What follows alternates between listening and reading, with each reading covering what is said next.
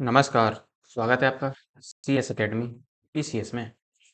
हम अपने देखो सामान्य हिंदी के तहत जो घटना चक्र का पूर्वावलोकन वाली पुस्तक है, साथ इसमें इसी पुस्तक में आपके विगत 25 वर्षों के सवाल दिए हुए हैं कि किस प्रकार से आयोग ने सवाल पूछे हैं, और उसी बेस पर भी आपको अंदाजा लगेगा कि किस प्रकार से सवाल आने की संभावना होती है। इसी का ही हम अवलोकन कर रहे हैं, इसको ही हम यहाँ पर पढ़ने का प्रयास कर रहे हैं। और ये जो आपका आज लेक्चर नंबर होगा ये 6 होगा।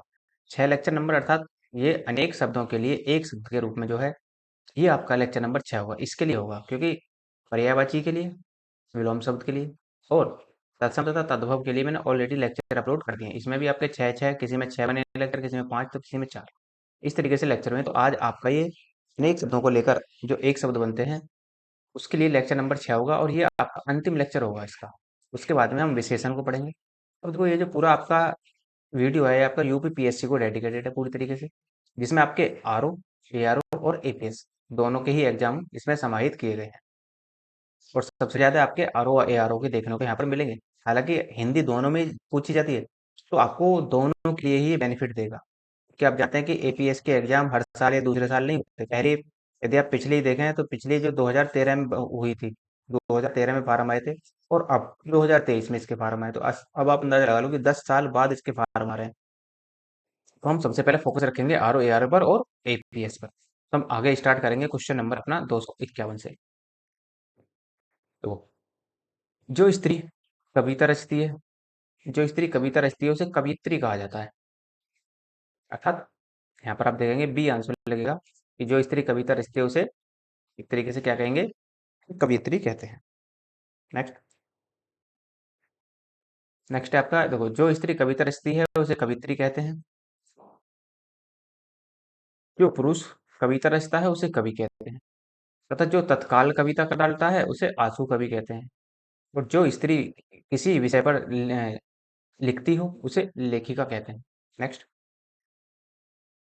पांडुलिपि। पांडुलिपि क्या होती है? देखो पांडुलिपि जो होती है वो किसी के हाथ से लिखी हुई प्रतिलिपि होती है। अर्थात कहने का मतलब ये होगा कि लोगों की जानकारी के लिए प्रकाशित सूचना नहीं, जो इतिहास से संबंधित नहीं, पुस्तक की हाथ से लिखी प्रति, यही आपकी पांडुलिपि कहलाती है। नेक्स्ट, तो पांडुलिपि के लिए पुस्तक की हाथ से लिखी प्रति होती है। लोगों की जानकारी के लिए प्रकाशित सूचना उसको विज्ञापन कहते हैं। जो इतिहास से संबंधित है उसे ऐतिहासिक कहते हैं। जो हाथ से लिखा गया है उसे हस्तलिखित कहा जाता है। नेक्स्ट, किशोरी शब्द के लिए उचित वाक्य का चयन करना है। देखो किशोरी होती है, अर्थात कहने का मतलब ये होता है जो 12 से 16 वर्ष की उम्र की लड़की होती है उसी को ही कहते हैं। तो 12 से 16 वर्ष की आयु की लड़की के लिए हम किशोरी शब्द का प्रयोग करते हैं। किशोरी कह लो या बाला कह लो, तो 12 से 16 वर्ष की आयु की लड़की को कहते हैं। नई ब्याही वधू को नव वधू कहते हैं या नवोड़ा भी कहते हैं। 1 से 10 वर्ष तक की लड़की को कन्या कहते हैं। जिस लड़की की शादी नहीं हुई है उसे कुमारी कहा जाता है। नेक्स्ट, जो धरती फोड़कर जन्मा हो उसे, उसके लिए जो एक शब्द प्रयोग करते हैं हम वो करते हैं उद्भिज। बी आंसर होगा। तो जो धरती फोड़कर जन्मा हो उसके लिए हम उद्भिज शब्द का प्रयोग करेंगे। दोबारा जन्म लेने वाले के लिए द्विज कहते हैं, और स्वयं उत्पन्न होने वाले के लिए उसको हम स्वयंभू कहते हैं। भू अर्थात पृथ्वी को धारण करने वाला भूधर कहलाता है। नेक्स्ट, जो पराये का हित चाहता है, जो पराये का हित चाहता है उसे परोपकारी कहते हैं। ये आंसर होगा इसका। जिसकी इच्छाएं बहुत ऊंची हो उसे महत्वाकांक्षी कहते हैं। दूसरों का उपकार करने वाला उपकारी होता है। और सुंदर हृदय वाला, उसके लिए हम एक शब्द प्रयोग करते हैं सुहृदय। ठीक है। आकाश को चूमने वाले के लिए, तो वो जो आकाश को चूमने वाले के लिए एक शब्द प्रयोग करते हैं हम गगनचुंबी। ये आंसर। जो दूर की बात सोचे उसे दूरदर्शी कहते हैं। जो किसी वस्तु या विषय में आसक्त न हो उसे अनासक्त कहा जाता है। नेक्स्ट, धरती और आकाश के बीच के स्थान को अंतरिक्ष कहते हैं। नेक्स्ट है, जिसने उधार लिया हो, जिसने उतार लिया है उसे हम कहते हैं ऋणी। B answer. तो जिसने उधार लिया है उसके लिए एक शब्द का प्रयोग ऋणी होगा। जो उपकार को मानता है उसे कृतज्ञ कहते हैं, और जो उपकार को नहीं मानता उसे कृतघ्न कहते हैं। इस तरीके से लिखेंगे कृतज्ञ घन। और जो घूस लेता हो उसे घूसखोर कहते हैं। जिसने ऋण चुका दिया हो उसे उऋण कहेंगे। नेक्स्ट, जो बदला ना जा सके, तो जो बदला ना जा सके उसे अपरिवर्तनीय कहा जाता है। ए आंसर होगा। तो जो बदला ना जा सके उसे अपरिवर्तनीय। जो प्रकृति से संबद्ध है उसे प्राकृतिक कहते हैं। उत्तर द्वारा खंडन करके कहा हुआ उसे हम कहते हैं प्रत्युक्त। जड़ से लेकर चोटी तक वो होता है अमूल चूल। जहां सेना रहती है तो उसे सैन्यवास कहेंगे। आंसर आपका सी होगा। उसे आप सैन्यवास को छावनी भी कह सकते हैं। गुरु के साथ या समीप रहने वाला छात्र को अंतेवासी कहते हैं। महल के अंदर का निवास जो होता है वो अंतःपुर होता है। सोने का के स्थान या कमरा से हम शयनगार कहते हैं। नीतिज्ञ शब्द के लिए एक वाक्य का चुनाव करना। देखो जो नीतिज्ञ का अर्थात इसका मतलब होता है जो नीतिवान होता है। तो ना तो ए होगा, ना ही बी होगा, ना ही आपका सी होगा। तो आंसर आपका डी लगेगा। नगर में रहने वाले के लिए नागरिक शब्द का प्रयोग करते हैं। मनन करने योग्य जो है वो मननीय कहलाता है। जिसका चित्त एक विषय में लगा हो उसे एकाग्र चित्त कहते हैं। जो भवन गिर गया हो, वाक्य के लिए एक शब्द का प्रयोग होगा। तो जो भवन गिर गया हो उसे खंडहर कहते हैं। C answer. जिस स्थान पर कृषि कार्य होता है उसे खेत कहते हैं। जिस भूमि में कुछ पैदा नहीं होता उसे बंजर कहते हैं। बंदियों के रहने का स्थान बंदी गृह कहलाता है। इसे हम कारावास भी कह सकते हैं। नेक्स्ट, जिसमें उत्साह न हो, देखो जिसमें उत्साह न हो उसे निरुत्साही कहते हैं। ये आंसर आपका। और जिसे बाहरी जगत का ज्ञान न हो उसे कूप मंडूक कहा जाता है। जिसे यह न सूझे कि क्या करें और क्या ना करें उसे किंग कर्तव्य विमूढ़ कहते हैं। देखो वर्तनी भी आपको ध्यान रखनी है इसकी। तो किंग कर्तव्य विमूढ़ एक दो बार इसको लिख कर जरूर देख लेना। जो भय से घबराया हुआ हो उसे कातर कहते हैं। नेक्स्ट, जिसे बाहरी जगत का ज्ञान न हो उसे अभी पीछे ही बताया मैंने आपको कि कूप मंडूक कहेंगे उसको। A answer. खलवाट। खलवाट शब्द किसके लिए प्रयोग होता है? देखो खलवाट उसके लिए प्रयोग किया जाता है जिसके सिर पर बाल नहीं होते अर्थात गंजे व्यक्ति को। तो जिसके सिर पर बाल न हो उसको खलवाट कहते हैं। D answer. वह स्त्री जिसका पति दूसरा विवाह कर ले उसे अद्युड़ा कहेंगे। और पुत्री का पुत्र जो होता है वो दोहित्र कहलाता है। शिला पर खुदा हुआ लेख उसे शिलालेख कहते हैं। कष्ट सहकर होने वाला कार्य, कष्ट सहकर होने वाला कार्य जो होता है वो दुष्कर कहलाता है। बी आंसर होगा। जो भेदा या तोड़ा ना जा सके उसे अभेद्य कहते हैं। तथा श्रम करके जीने वाले के लिए हम श्रम जीवी कहेंगे। जहां जाना कठिन हो उसे दुर्गम कहा जाता है। Next question. जिसका स्वर्गवास हो गया हो उसके लिए एक शब्द का प्रयोग करना है हमें। देखो उसके लिए कहते हैं दिवंगत। C answer. शरीर से प्राण निकलना अर्थात मृत्यु। तथा जिसने मृत्यु को जीत लिया उसे मृत्युंजय कहा जाता है। जो मृत्यु के समीप हो उसे मरणासन्न कहा जाता है। नेक्स्ट, नवचर शब्द किसके लिए प्रयोग होता है? तो नवचर शब्द का जो प्रयोग होता है आकाश में विचरण करने वाला। B answer. और रात्रि में विचरण करने वाले को निशाचर कहते हैं। या रात्रिचर भी कह सकते हैं उसको। छह पैरों वाले के लिए षटपद भी कहते हैं। बुरा आचरण करने वाले के लिए कदाचारी और दुराचारी दोनों शब्दों का प्रयोग किया जा सकता है। जो नभ में चलता है उसे खेचर कहा जाता है। ये आंसर। तो जो नभ में चलता है उसे उसके लिए एक शब्द का प्रयोग खेचर होता है। खच्चर गधा के समरूप पशु होता है। नभ से उत्पन्न होने वाले को नभोत्पन्न कहते हैं। नेक्स्ट, जल में रहने वाला प्राणी। तो जल में रहने वाले प्राणी के लिए हम कहते हैं जलचर। सी आंसर होगा इसका। जल से उत्पन्न प्राणी को जलज कहते हैं और जल को धारण करने वाले को जलधर कहा जाता है। नेक्स्ट, चतुर्भुज शब्द के लिए उपयुक्त वाक्य क्या होगा? देखो चतुर्भुज का अर्थ होता है इसकी चार भुजाएं हों। तो आंसर आपका ए हो जाएगा। जिसके चार आनन हो तो उसे चतुरानन कहा जाता है। चार युगों का समूह चतुर्युग कहलाता है और चार वर्णों का समूह चतुर्वर्ण कहलाता है। नेक्स्ट, दो बार जन्म लेने वाले के लिए प्रयोग करेंगे उसे हम कहते हैं जो दो बार जन्म लेता है द्विज। C answer. तो धरती फोड़कर जन्मता हो उसे उसे उद्भिज कहते हैं। स्वयं से उत्पन्न होने वाला स्वयंभू कहलाता है। भूमि से जन्म लेने वाले के लिए भूमिज कहते हैं। बच्चों को सुलाने के लिए गाया जाने वाला गीत जो होता है उसे लोरी कहते हैं। सी आंसर होगा। और जो सोहर होता है देखो सोहर बच्चे के जन्म पर गाया जाने वाला गीत होता है। नेक्स्ट है भवितव्य। भवितव्य शब्द के लिए उचित वाक्य का प्रयोग करना। देखो भवितव्य का मतलब होता है जो भविष्य में होने वाला होता है। ये आंसर लगेगा। भूत वर्तमान और भविष्य तीनों को देखने वाला त्रिकालदर्शी कहलाता है। जो पहले कभी न सुना गया उसे अश्रुत पूर्व कहते हैं। और भविष्य की बात बताने वाले के लिए भविष्य वक्ता कहा जाता है। नेक्स्ट, भूत वर्तमान और भविष्य में देखने वाला अभी आपको बताया कि त्रिकालदर्शी कहलाता है वो। D answer. जो पहले कभी न सुना गया हो वाक्य के लिए एक शब्द होगा। देखो जो पहले कभी न सुना गया हो उसे अश्रुत पूर्व कहते हैं। वर्तनी भी ध्यान रखनी है आपको। विदुर शब्द के लिए एक वाक्य प्रयोग करना है। देखो विदुर का अर्थ होता है जिसकी पत्नी मर गई हो, तो आंसर आपका ए ही लगेगा। और जिसकी पत्नी उसके साथ हो तो उसे सपत्नीक कहते हैं। वह पुरुष जिसकी पत्नी उसके साथ नहीं हो उसे विपत्नीक कहते हैं।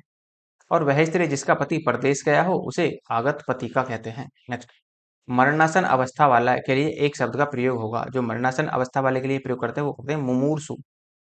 B answer. नेक्स्ट, जो मरने को इच्छुक है तो उसके लिए हम एक शब्द का प्रयोग करेंगे, उसे बोलेंगे मुमूर्षु। अभी आपको पीछे ही बताया, ये आंसर। तो जो मोक्ष की इच्छा रखता है उसे मुमुक्षु कहते हैं। जिसने मृत्यु को जीत लिया उसे मृत्युंजय कहते हैं। जो मरने के समीप हो उसे मरणासन कहते हैं। नेक्स्ट, जिसने प्रतिष्ठा प्राप्त कर ली हो उसे क्या कहेंगे? तो जिसने प्रतिष्ठा प्राप्त कर ली उसे प्रतिष्ठित कहा जाता है। C answer. अच्छे आचरण वाले के लिए सदाचारी का प्रयोग करते हैं। जिसकी इच्छाएं बहुत ऊंची हो उसे महत्वाकांक्षी कहते हैं। जो निवारण करने योग्य हो उसे प्रतिवाय कहा जाता है। नेक्स्ट, अनुकरणीय। अनुकरणीय शब्द के लिए एक उपयुक्त शब्द का चयन करना है, तो वो अनुकरणीय के लिए बोलते हैं हम जो अनुकरण करने योग्य हो। ए आंसर आपका। पीछे चलने वाले के लिए अनुगामी शब्द का प्रयोग होता है। जो अनुग्रह से युक्त हो उसके लिए अनुग्रहित शब्द का प्रयोग होता है। जो उपयुक्त न हो उसे अनुपयुक्त कहते हैं। नेक्स्ट, बड़ा चढ़ाकर कहने वाला, तो बड़ा चढ़ाकर कहने वाले के लिए हम प्रयोग करते हैं अतिशयोक्ति। D answer. जिसका यश चारों ओर फैल गया हो उस वाक्य के लिए प्रयोग करेंगे, उसे हम बोलते हैं यशस्वी। बी आंसर होगा। जिसने प्रतिष्ठा प्राप्त कर ली उसे प्रतिष्ठित कहते हैं। मनुष्य के पुरुषार्थ द्वारा रचा गया उसे पौरुषेय कहते हैं। जिसकी इच्छाएं बहुत ऊंची हों उसके लिए हम प्रयोग करते हैं महत्वाकांक्षी। जो क्षमा लायक नहीं है, तो वो जो सॉरी जो क्षमा पाने लायक है उसे हम क्या कहेंगे? उसे क्षम्य कहेंगे। और जो क्षमा लायक नहीं है उसे अक्षम्य कहा जाता है। तो फिलहाल इसका आंसर जो बनेगा वो ए बनेगा। जो क्षमा पाने योग्य नहीं है उसे अक्षम्य कहते हैं। जिसे वश में करना कठिन हो उसे दुर्दुष कहते हैं। जो सबको मान्य हो उसे सर्वमान्य कहा जाता है। नेक्स्ट, जिसके चार पद हों तो उसे हम कहते हैं चतुष्पद। B answer. नेक्स्ट है, जिसकी चार भुजाएं हों उसे चतुर्भुज कहा जाता है। जिस स्थान पर चार रास्ते निकलते हैं उसे हम चौराहा कहते हैं। और जिसमें चार कोण हो उसे चतुष्कोण कहा जाता है। नेक्स्ट है, जिसकी तुलना न की जा सके उसे अतुलनीय कहा जाता है। और जिसके जैसा कोई दूसरा ना हो उसे अद्वितीय कहते हैं। तो जिसकी उपमा न हो उसे अनुपम कहेंगे। जिसके समान कोई दूसरा न हो उसे अद्वितीय कहते हैं। जो वंदना योग्य न हो उसे अवंदनीय कहते हैं। नेक्स्ट, जिसे जीता न जा सके जिसे जीता न जा सके उसे अजेय कहते हैं। ए आंसर आपका। और जिसे जाना न जा सके उसे अज्ञेय कहते हैं। जिसे कठिनता से जीता जा सके उसे दुर्जेय कहा जाता है। और जिसे पराजित न किया जा सके उसे अपराजय कहा जाएगा। जिसे पराजित न किया जा सके उसे अपराजय कहेंगे। ये आंसर आपका। किसी बड़े आदमी के निधन की वार्षिक तिथि किसी बड़े आदमी के निधन की जो वार्षिक तिथि होती है उसे हम बोलते हैं पुण्य तिथि। C answer. किसी के जन्म लेने का दिन जो होता है वो जन्मदिन कहलाता है। किसी के जन्म के समय होने वाला उत्सव वो जन्मोत्सव कहलाता है। वर्ष में मनाया जाने वाला उत्सव वो वार्षिकोत्सव कहलाता है। नेक्स्ट है, वह जिसका शोषण किया जाए तो जिसका शोषण किया जाए उसे शोषित कहा जाता है। ये आंसर। निम्न जाति में जन्म लेने वाले के लिए अंत शब्द का प्रयोग होता है। जिस पर हमला न किया गया उसे अनाक्रांत कहते हैं। जो शोषण करता है उसे शोषक कहते हैं। नेक्स्ट, जिसको भूमि के अंदर की जानकारी हो उसके लिए हम प्रयोग करते हैं भूगर्भ वेत्ता। B answer. जो पृथ्वी को धारण करे उसे भूधर और पृथ्वी से संबंध को पार्थिव कहते हैं। प्राचीन काल का ज्ञाता उसे पुराविद कहा जाता है। नेक्स्ट, किसी कार्य के लिए दी जाने वाली आर्थिक सहायता क्या होती है? देखो जो आर्थिक सहायता दी जाती है उसे हम अनुदान कहते हैं। ये आंसर। किसानों की सहायता के लिए दिया जाने वाला धन उसे तकावी कहते हैं। और भेंट के रूप में नगद दिया जाने वाला धन दक्षिणा कहलाता है। जो धन उधार दिया जाता है उसे उर्ऋण कहते हैं। नेक्स्ट, तो निर्भय शब्द किसके लिए प्रयोग होता है? देखो निर्भय शब्द होता है जिसे किसी का भय न हो। तो बी आंसर आपका। जो किसी से न डरे उसे निडर कहते हैं। जो पुरुष कायर या कुत्सित है उसके लिए हम प्रयोग करते हैं कापुरुष। और जिसे उत्साह न है उसे निरुत्साह कहते हैं। नेक्स्ट, जो दान पर चलता हो तो जो दान पर चलता है उसके लिए हम प्रयोग करते हैं दान वृत्ति। ये आंसर होगा। जिसके पास कुछ ना हो उसे अकिंचन कहते हैं। किसी कार्य के लिए दी जाने वाली आर्थिक सहायता उसे अनुदान कहते हैं।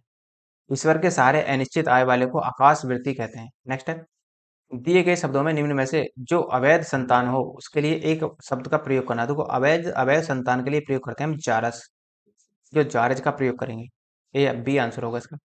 तो गोद लिया हुआ पुत्र जो होता है वो दत्तक होता है। ऊंचे कुल में उत्पन्न जो होता है उसे कुलीन कहते हैं। जिसका जन्म शूद्र वर्ण में हुआ हो उसे अंत्यज कहते हैं। बहुत तेज चलने वाले के लिए हम एक शब्द का प्रयोग करते हैं द्रुतगामी। B answer. तो जो बहुत तेज चलने वाला होता है उसे द्रुतगामी कहते हैं। पीछे की ओर चलने वाला पश्चगामी। शीघ्र चलने वाला शीघ्रगामी कहलाता है। पीछे पीछे चलने वाला अनुगामी कहलाता है। तो ये तो हो गए आपके अनेक शब्दों के लिए एक शब्द। ये आपके मैंने कंप्लीट यहाँ पर करा दिए हैं। और अब देखो, यदि आपको लेक्चर की पीडीएफ की आवश्यकता हो कि रिवीजन के लिए पीडीएफ होनी चाहिए तो आप नीचे डिस्क्रिप्शन में टेलीग्राम का लिंक दिया है, तो वहां से आप टेलीग्राम ज्वाइन कर लेना। तो वहां से आपको सारी पीडीएफ आज तक की, देखो पर्यायवाची की भी टेलीग्राम पे पड़ी है, विलोम शब्द की भी, और उसके साथ साथ तत्सम तद्भव की भी, और आज जो है ये जो आपके अनेक शब्दों के लिए एक शब्द है इसकी भी टेलीग्राम पर ही पीडीएफ पड़ी है। तो वहां से आप डाउनलोड कर सकते हैं। यदि आपको कोई भी क्वेरी हो तो आप मेल के माध्यम से बता सकते हैं, और या फिर आप कमेंट के माध्यम से भी बता सकते हैं। और यदि आपको किसी भी प्रकार के नोट्स की आवश्यकता हो, जैसे R O R O, P O, UP PCS, UGC NET में ओनली हिस्ट्री के लिए, और हिंदी, इनमें से किसी भी कई प्रकार के नोट्स की आवश्यकता हो तो हम मेल के माध्यम से बता सकते हैं। इस समस्या का समाधान आपका वहाँ भी कर दिया जाएगा, और मेल का लिंक आपको डिस्क्रिप्शन में मिल जाएगा। यदि आपको लगता है लेक्चर अच्छा है तो लाइक कीजिए, शेयर कीजिए, सब्सक्राइब करना ना भूलें। धन्यवाद।